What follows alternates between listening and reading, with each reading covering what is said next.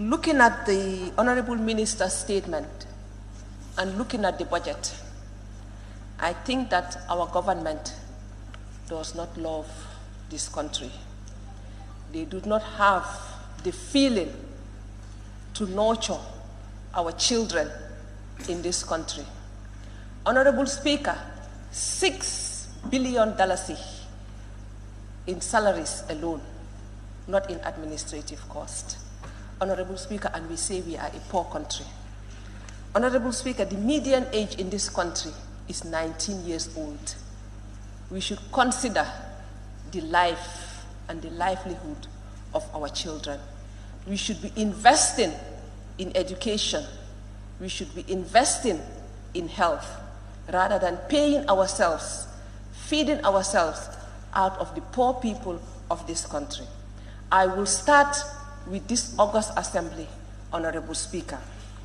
Honorable Speaker, to see the salary of the Honorable Speaker increased from 658 million to 658,000 to 1,560,000, I feel ashamed to call myself an honorable member. Honorable Speaker, I gave myself for service. I did not give myself for the poor people to feed me and my family. Honorable Speaker, when I saw this, I felt embarrassed. I did not want to come to this budget session because I said to myself, there is no need, because we are just sharing the cake in our pockets, going home, feeding ourselves. Not only that, but to see the responsibility allowance, the residential allowance, the robing allowance, and all those for the representatives of the people.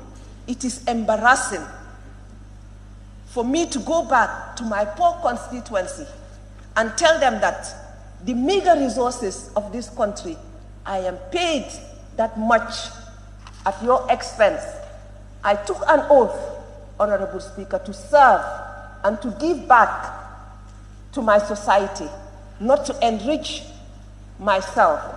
And even if I go to the Constitution, Honorable Speaker, it says that we shouldn't deliberately enrich ourselves. And increasing our salaries is deliberately enriching ourselves. And that is an embarrassment. I think as a National Assembly, we should not accept any salary increment. It was in this August Assembly that we sat and discussed the salaries of the ministers and denied them, even though they went behind our backs and increased it. That is their problem. We offered ourselves for service, Honorable Speaker. We were not appointed. We were elected, and we offered ourselves, Honorable Speaker. And I think we should think of our people when we do the budget. I'm not allowing you to observe me. I don't have that time. When you are on your own feet, observe yourself, please. Thank you. Honorable Speaker, when we go to the office of the President, Honorable Speaker, I have seen new units, ICT units, being established at the office of the President. The office of the President has, I think, whatever they call it, the person that does her public speech or whatever, that lady. Why would he need another ICT? Why would the Honorable, His Excellency want 6 advisors?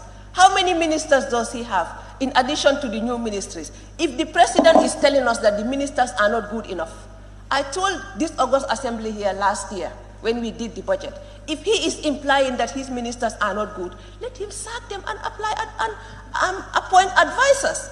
The ministers, according to our constitution, should be competent enough to advise him on any policy under their ministries. And if they are not good enough, and if that is what he's implying, that they are not good enough, let him sack them and appoint advisors in their place.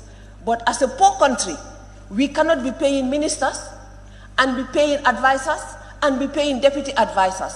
Come on, we are a poor country. Instead of thinking of ourselves, 6 billion in emoluments alone. Come on. Honorable Speaker, I think we should think of the Gambian people, not our pockets. We say that when you are a politician, your skin starts shining.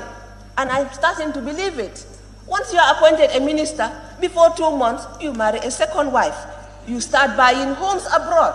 Come on, at the expense of who? At the expense of the poor Gambian? No way, Mr. Speaker. I am ashamed to call myself a National Assembly member. To be honest, I did not want to contest again. The only reason I contested was to show them that I can come back to this August Assembly. And I did against all odds, Mr. Speaker. If they want, they can die seeing me at the Assembly, but I will come.